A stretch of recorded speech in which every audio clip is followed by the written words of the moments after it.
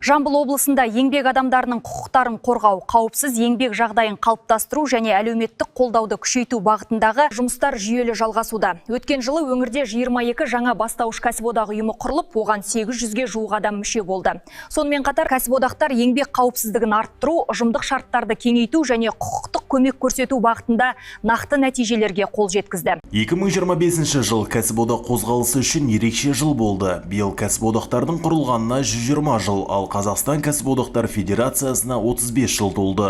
Осы кезеңде ұйым еңбек қатынастарын реттеу мен жұмысшылардың құқықтарын қорғауда маңызды институтқа айналды. Ал бүгінде Жамбыл облысы кәсіподақтар орталығы экономиканың түрлі саласын қамтитын 15 салалық кәсіподақ ұйымының жұмысын үйлестіреді. Олар білім беру, ауыл шаруашылығы, құрылыс, мәдениет, спорт және өнеркәсіп салаларындағы мыңдаған қызметкердің мүддесін қорғайды. Біздің өңірде кәсіподақ қозғалысы жақсы дамып отыр деуге болады. Өйткені осы кезде бізде 120 мыңнан аса кәсіподақтың мүшесі бар. Бұл дегеніміз еңбекке қабілетті жұмыс істейтін халықтың 1/3 десек те болады. Өңірдегі ұжымдардағы еңбек жағдайларын саралап зерделеп отырамыз.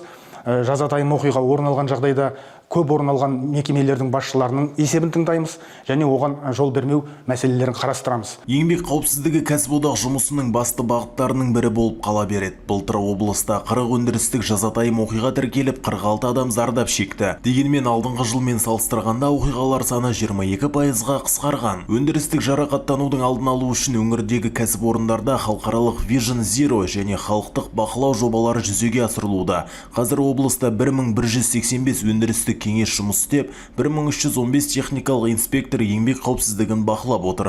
Әлеуметтік әріптестікті дамытуда назардан тыс қалған жоқ. Бүгінде облыстағы кәсіпорындардың 94%-дан астамы ұжымдық шарттармен қамтылған. Ал барлық ірі және орта кәсіпорындарда мұндай келісімдер толық жасалған. Сонымен бірге үш жақты комиссияның жұмысы нәтижесінде 50 миллион теңгеден астам жалақы берешегін өтеуге ықпал етілді. Құқықтық қызметтің соңғы 2025 жылдың өзінде қоғамдық бақылау еңбек кодексінің талаптарына сәйкес қоғамдық бақылау жүргізеді.